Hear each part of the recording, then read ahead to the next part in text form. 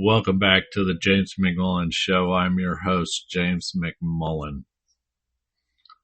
So today, let's talk about money for a second.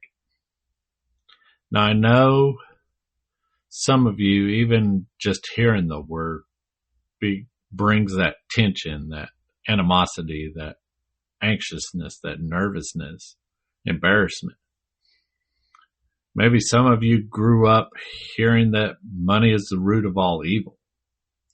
Maybe you've seen pastors mismanage funds and you're skeptical of the whole prosperity gospel thing. Or, maybe you're like at one point grinding hard, chasing dollars, but wondering why it felt empty. But here's the truth.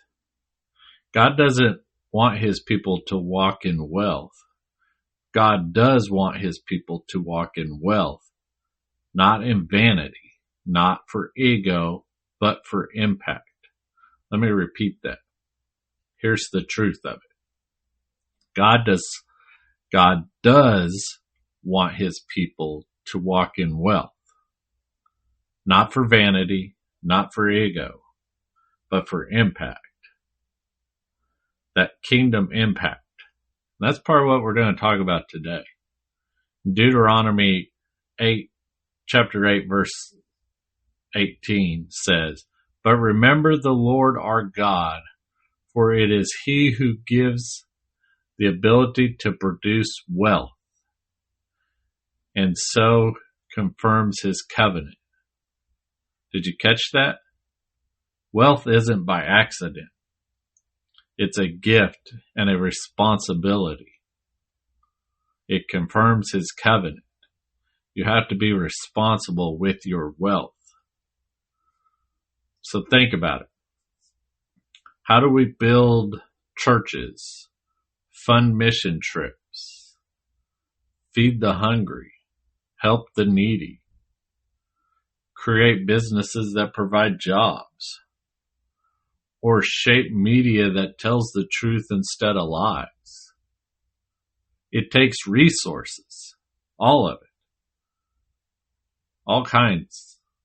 No matter what you're pushing for or doing, it takes resources, kingdom resources.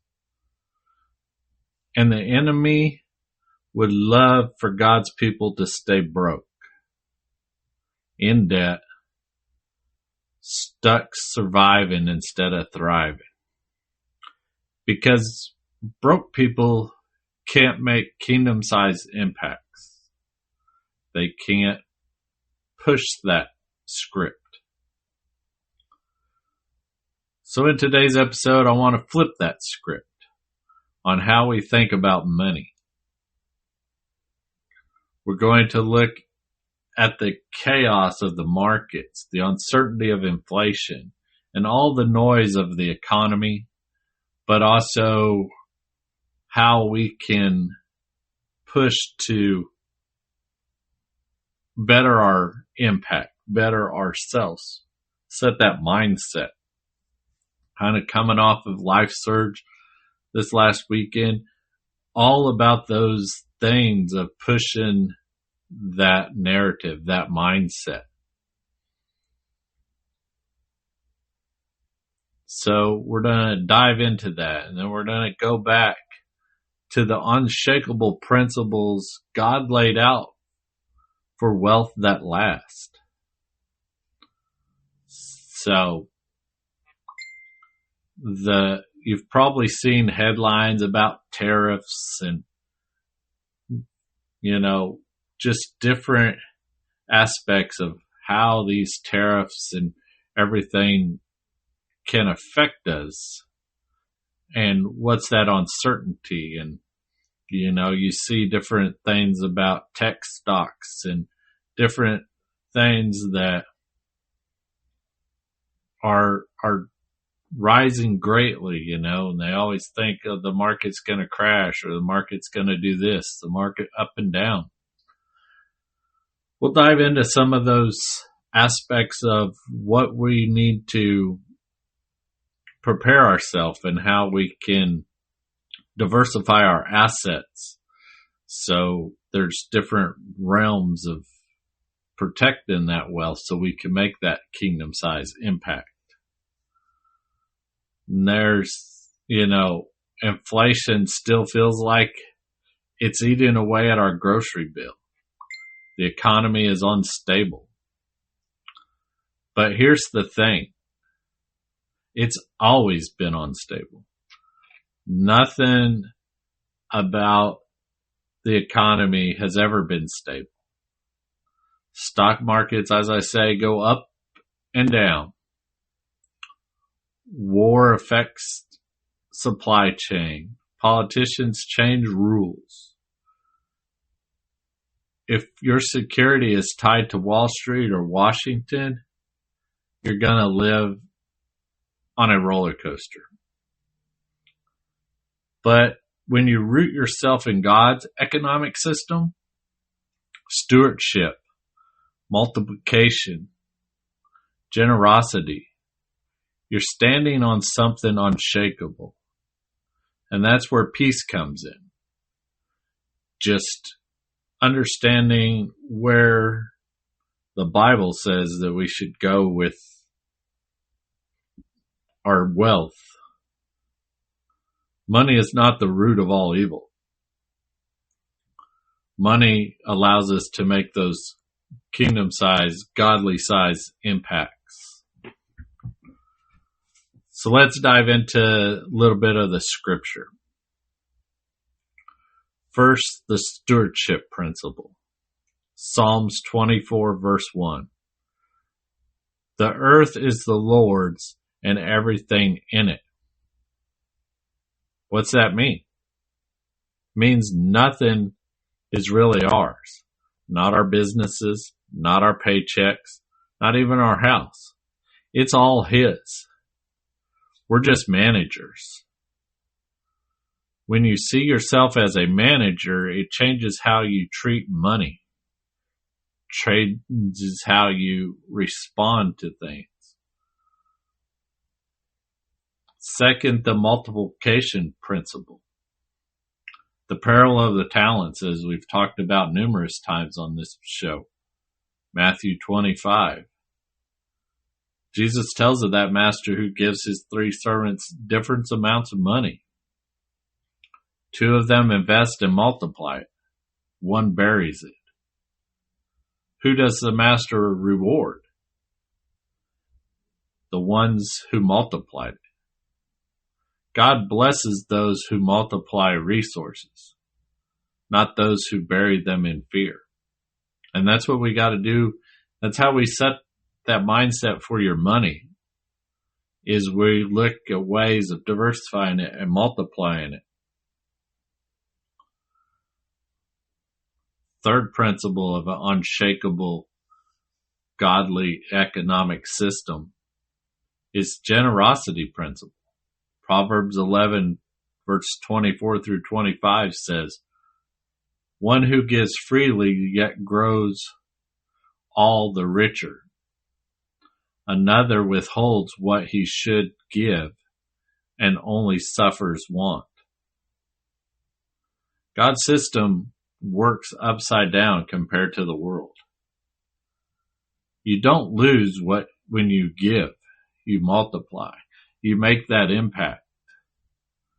You create that blessing. You are a you create that blessing. You've been blessed, you create the blessing.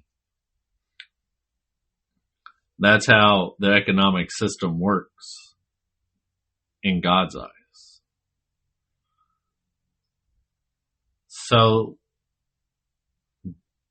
how do we apply these principles to our daily lives, to our daily money? What are we doing daily that is not lining us up for that success, that wealth, that impact that we want to make? let's look at it on a practical stance. Here's some of the mistakes I see all the time, and I've been guilty of these as well. We chase status instead of security. You know what I mean? Buying things to look rich instead of building wealth. That new car, that trend, that lifestyle creep. How do you do you really need that $300 purse or that $400 pair of shoes or pair of jeans? Those are the things where you're chasing status, not security. So things that look rich instead of building wealth. That's the principle here. I'm sure you've all heard at some time or another talking about guys that pass away that had a ton of wealth and nobody knew it. They looked like a commoner or a ran down shack or any of those type of things. But they had wealth. They had that impact. They had that ability. Were they doing what they needed to do with it? Were they making those impacts? Or did they bury it? That's the key here, is making those impacts. Sharing that blessings. Blessing others. Another mistake we see is no margin. Living paycheck to paycheck. Maxed out on the credit cards. There's no breathing room. And here's the thing. When you have no margin, you have no ability to be generous or respond to opportunities. You have to be able to give yourself that flexibility as much as possible. Sometimes it's hard because, like I said, the rising economy. One thing I talk about is like entertainment or anything that I could use as just an entertainment expense. If it's something that I have to pay for or use, I want to make sure it's diversifying my assets some way or another. It can produce an income for me. Like if I buy a tool or any of those things or a new software program or add training, those aspects add up. As long as you're using it to continue that journey of being successful. If it's just, hey, I'm going to go out to the lake, grab me a 12-pack or whatever and run out to the lake, or go to the movie theater, or I'm going to go out partying today. Well, how much money are you actually spending on that? $50, $100? That $50 or $100 can start making impacts. Start that ball rolling. Next thing you know, that 50 is 100, 150, 200, $5,000. It adds up. So that's part of that no margin deal. The other third thing that we see in money mistakes is worshiping wealth. It's when money becomes the idol. When you're grinding so hard, you forget family, health, or even God. You got to understand money is a tool, not a master. Quit chasing money. God will provide.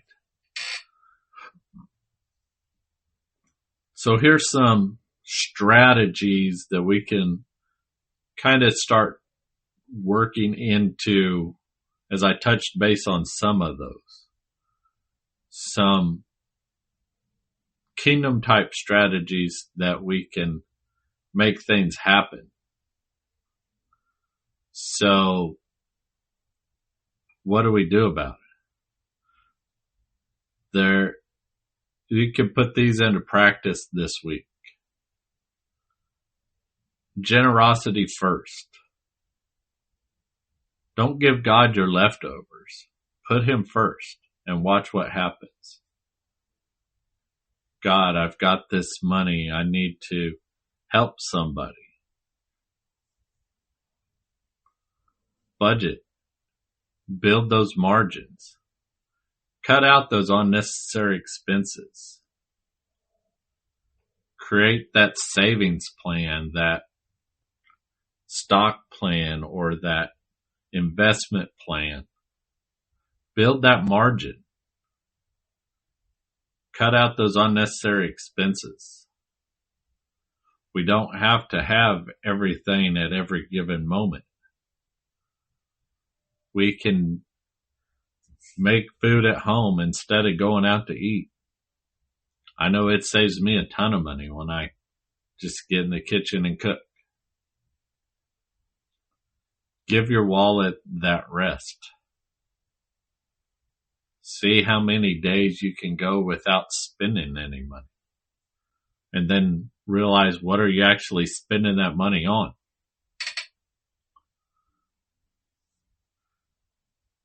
The other strategy is investing in multiplication, not just in stocks or crypto, but in skills, in businesses, things that create jobs, serve people, grow over time. As you look into a business, you always want to, the main thing in your business is a faith-led business, is you always want to solve a problem. If you can solve a problem for somebody, you are serving that person. You're, as I say, serve people. You're solving a problem. Kind of like my podcast here. I'm serving the general public with information. As it grows and grows over time, I want that reach to reach billions. So people know how to make that kingdom impact. Invest in multiplication. Invest in things that can grow over time. Solve a problem. And lastly, on the strategy, which I've touched base on numerous times, is that mindset. Money doesn't define you. It's not your identity. But it is a weapon in the hands of someone who knows how to wield it. We wield it for the good. So place your mindset into that realm. Look at how you can push that mindset, that narrative. Like I said, it's all about understanding what you need and where you need to go. How much money do you need to spend? Are you living extraordinary lavishly? Or can you survive without this? And the answer is yes. Most of the time you don't need that thing. So shift into that mindset. If you haven't already downloaded my Kingdom Mindset Journal, 30-day journaling of how to change that mindset for the kingdom, make that kingdom impact. So let me leave you with this. Wealth is not about having stacks of cash in the bank. It's not about showing off. It's about stewardship, impact, and obedience. Markets will always shake. Inflation will rise and fall. But God's kingdom principles don't change. So this week, I want you to do something practical. Take 15 minutes, that's all it takes, less than the time listening to this podcast. Audit your money. Ask yourself, where am I stewarding well? Where am I wasting? And where am I multiplying? Do we just have this all in there for that reason? Or this? Do I really need to go out to eat or to the movies? Is it really crucial? Where are we wasting that money? Wasting that time? Because wealth that lasts isn't about what you hold in your hand. It's about what you build into eternity. Do you understand that? It's not what you're holding in your hand. It's how you diversify and how you make that impact, those blessings to people.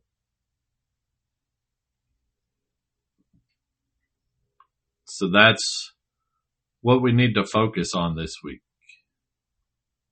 is how are we putting that mindset, putting God first, cutting away those unnecessary expenses, investing in multiplication, something that you can do, building this skill or business, create jobs, serve people, solve those problems. Some of those are the best businesses to get in. If you're solving a problem for somebody, they will more likely pay you for it. We all have problems of some sort. Like, hey, I don't want to go change my oil, so we pay someone to do it. I change my oil sometimes. Sometimes I pay for it. There's different aspects. We solve problems for people. Maybe they're not in that mindset. Sell them a mindset journal. Kind of educate them. Give them those steps. Just different things that you can provide to people to help people. Serve those people. Those are the type of things that are kingdom-size impacts. Investing so you can make those impacts. Because if you're broke, you're not able to make those impacts. The enemy wants to keep us broke, in debt, stuck in that surviving mode, because they know we can't make those kingdom-size impacts, shell out those blessings that we need everybody here. Make those kingdom-size impacts, that life surge, advance your life.